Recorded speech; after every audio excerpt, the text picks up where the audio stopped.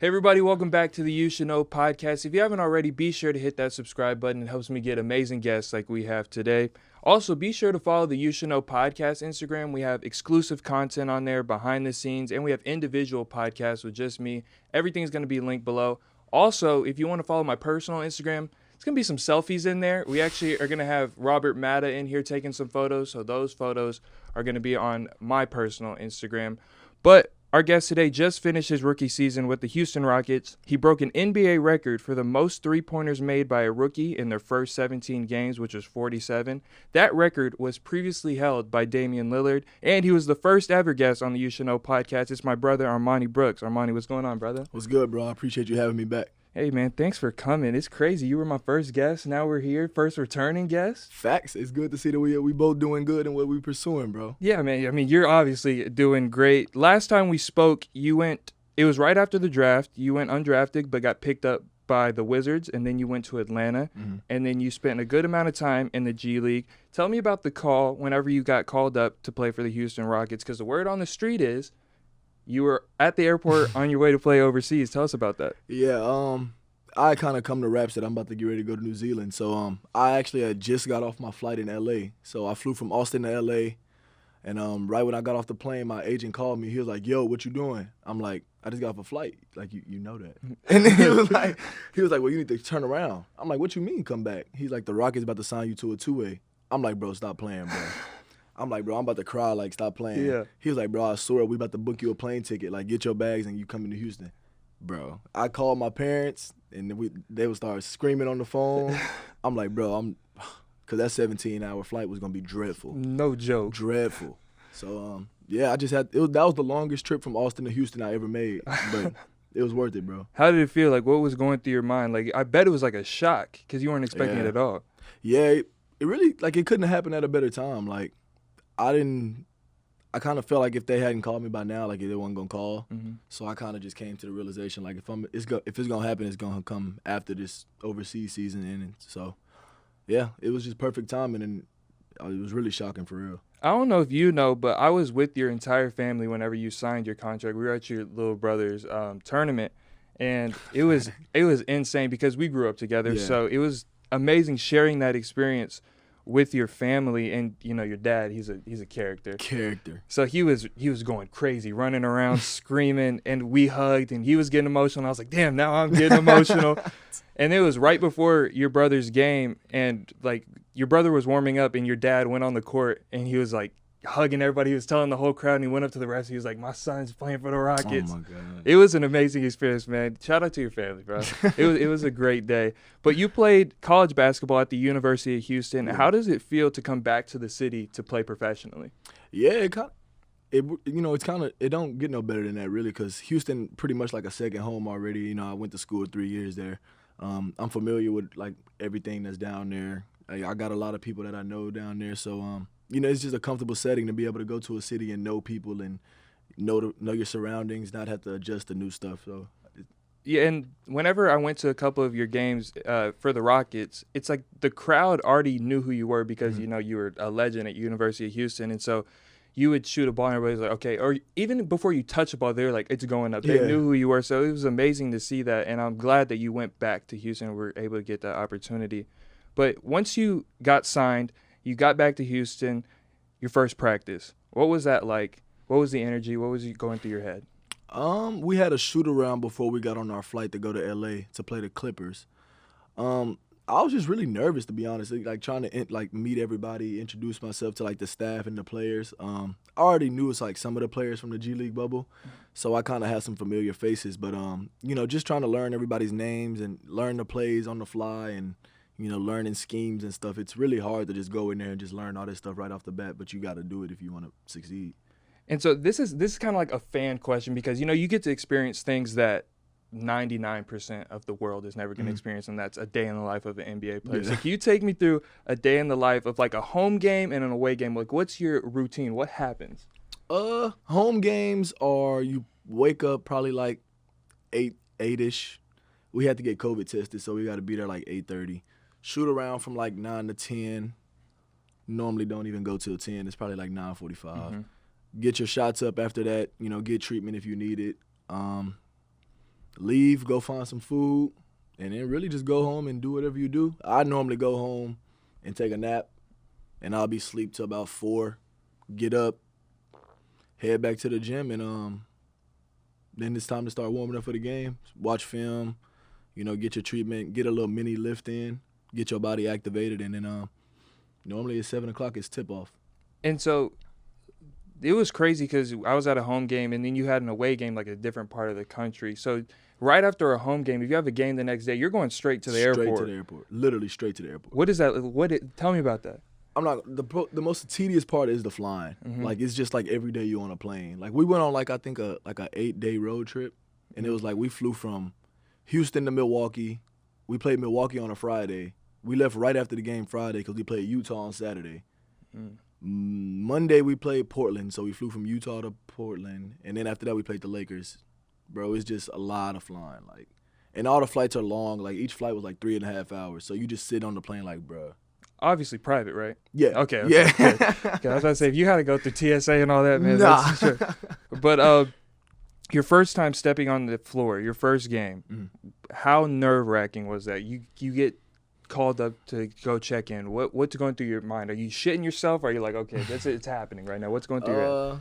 I had really, really bad butterflies. I'm not gonna lie, but as soon as like you get in and you like touch the ball, it kind of just all goes away because you just kind of get into that moment where you're like, this is what I worked for, So like you check in and then you kind of absorb what's going on, and then once you get in and you run up the court one time, you're kind of like, okay, like we can play now.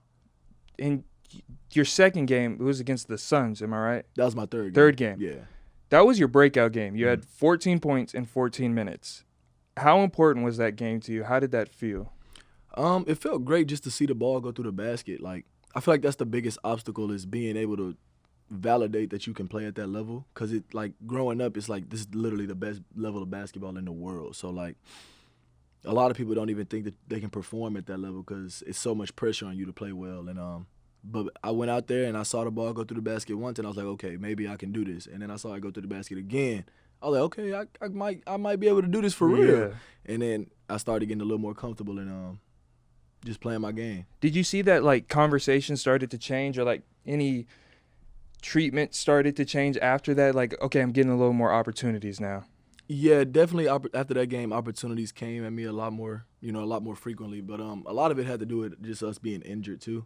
I think we had like 10 players hurt at one point. So, like, it was just a lot of people not playing. Right. So, I really got an opportunity that not a lot of rookies get, or not a lot of players in general get. So, I was just happy to be able to take advantage of them.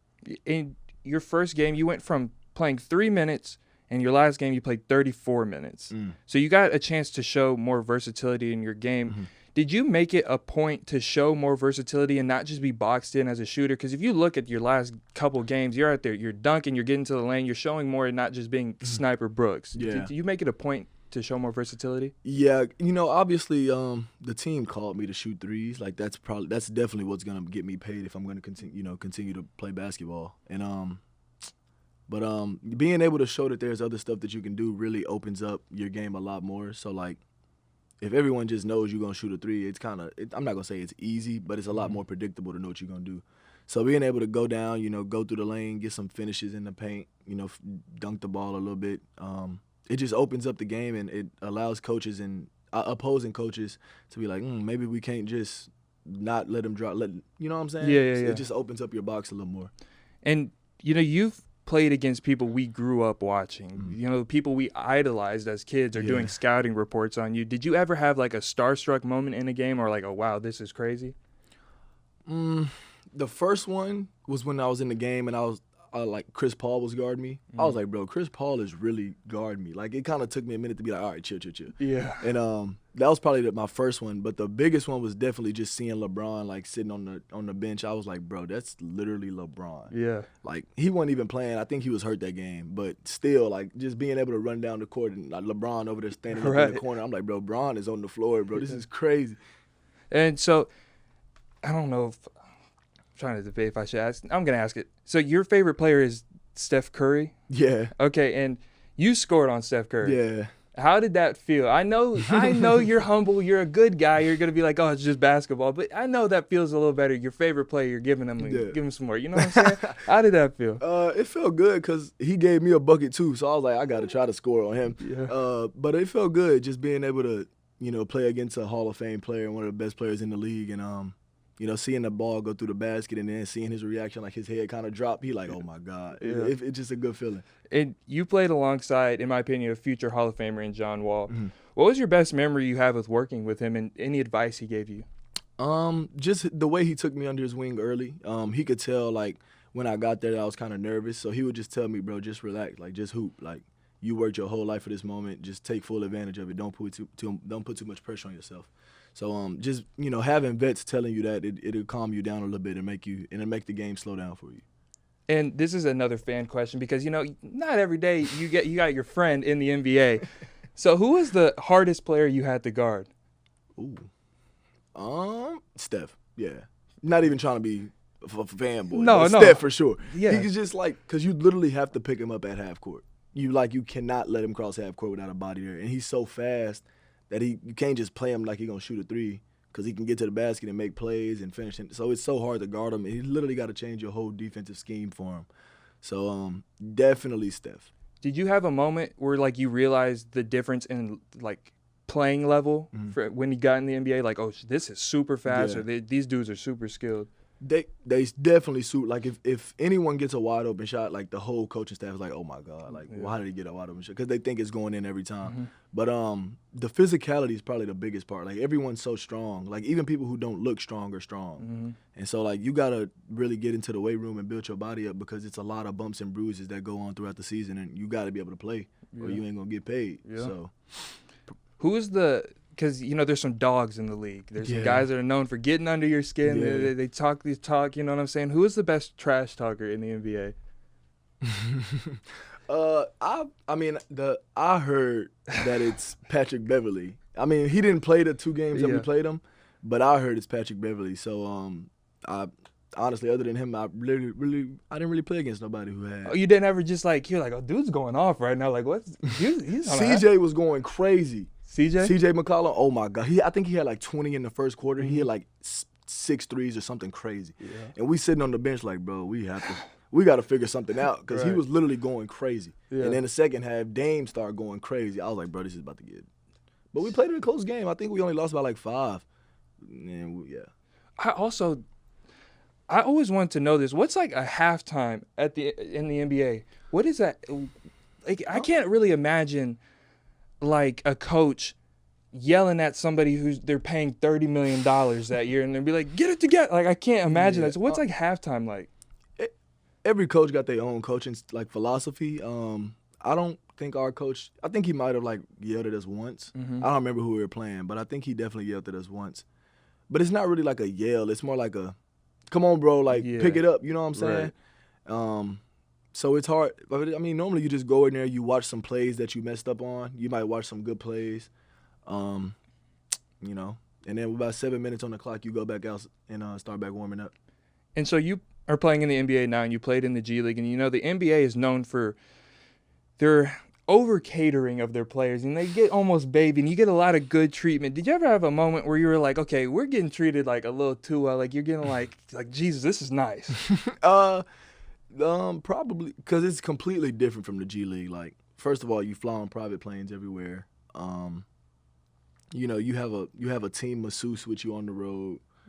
A team masseuse? Yeah, you just gotta text them and be like, "Can I get a massage at this time or whatever?"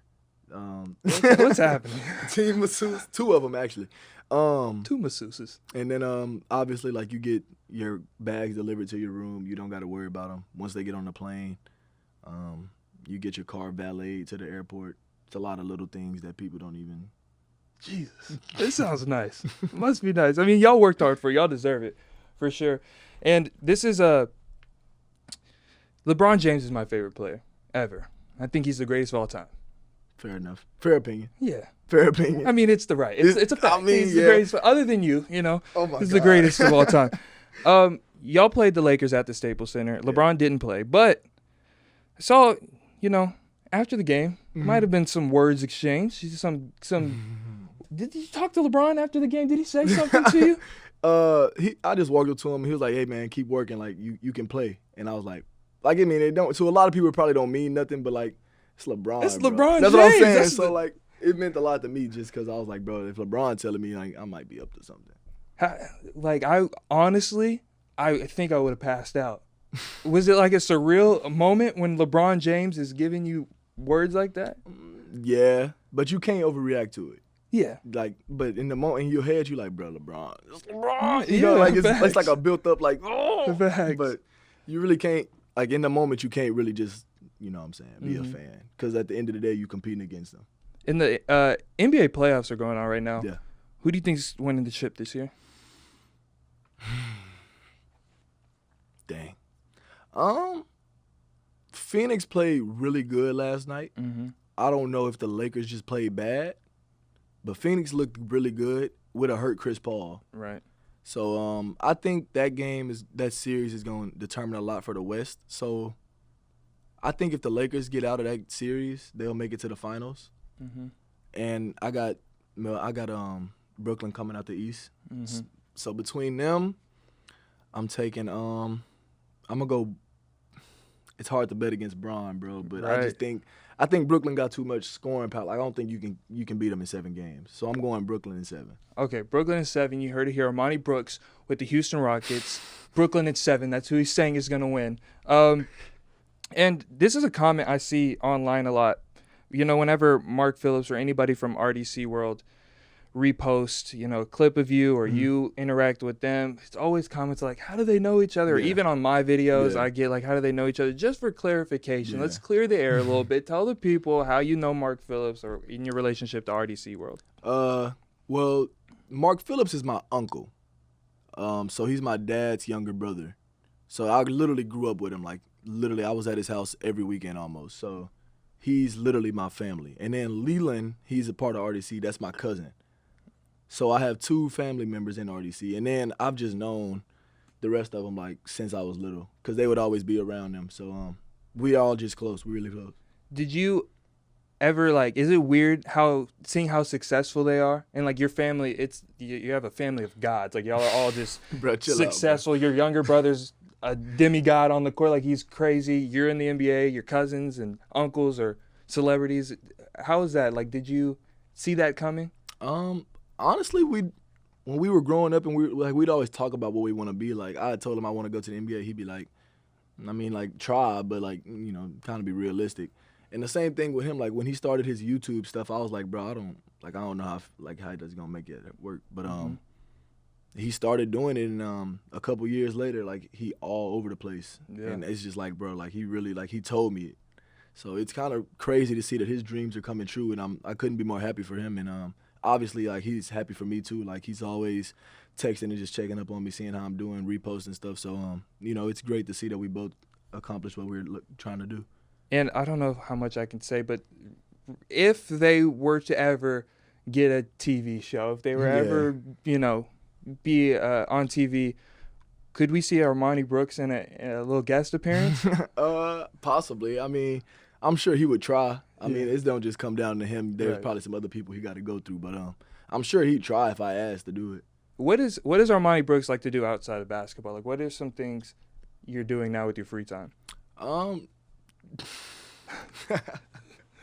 Playing golf. I like playing golf. I'm so trash, but it's fun. I just like being outside. It's a good change of pace from basketball. Right. I play video games. I feel like everyone. Yeah. You feel me? Call of Duty 2K. Warzone vibes. What else? I've been getting into reading a little bit. Reading? Yeah. I try to read like 20 minutes before I go to sleep. It'll calm you down a little bit, so I don't be pissed off from Warzone. Man, you know how that game bro. Yeah, I mean, fishing maybe a little bit. That's still. It's the beginning stages. Yeah. It's the beginning stages. But just stuff like that. Trying to be outside as much as possible. And so, what's next for Armoni Brooks? What's your personal goal for next season, wherever that may be? I just want to get a contract extension. Really, you know, I was on 2A this year, so there really isn't a whole lot of job security with that. It's kind of just a year-to-year thing. So hopefully I can get a contract extension, you know, just work really hard this summer on my body, on my and just getting stronger really. So hopefully we'll see what happens when free agency starts. Do you have any personal goals? Like, okay, I want to break this score. So I want to score this many points per game. I want to be an all-star. Is there any personal goals, or are you just kind of letting it come to you and doing your best? Yeah, I'm just trying to develop at a high rate. Just trying to get better. You know, I'm not really I don't really try to set goals until I see how realistic I can be, because I don't want to have unrealistic plans. So I'm just trying to, develop every day and, see where it can take me. The obvious goal for everybody that's in the NBA or playing professionally wants a championship. Is that what, at the end of your career, what do you want to say you have accomplished? Man, dang, I ain't even thought that far ahead. I just want to say that I was the best player I could have possibly been. Like, I don't want to look back and have any regret. Like, dang, I didn't work hard enough, or I didn't do enough that summer. Or I just want to look back and be like, I literally gave everything I had to this game, and I literally reached my full potential as a basketball player. And hopefully at the end of the career I can say I did that successfully. Yeah, and I want to say, before we wrap things up here, I just want to say, Armoni, through all his success, he's been the same guy. He's one of the most humble people, the nicest people in the world. He was my first guest on here when literally no one knew I was starting a podcast.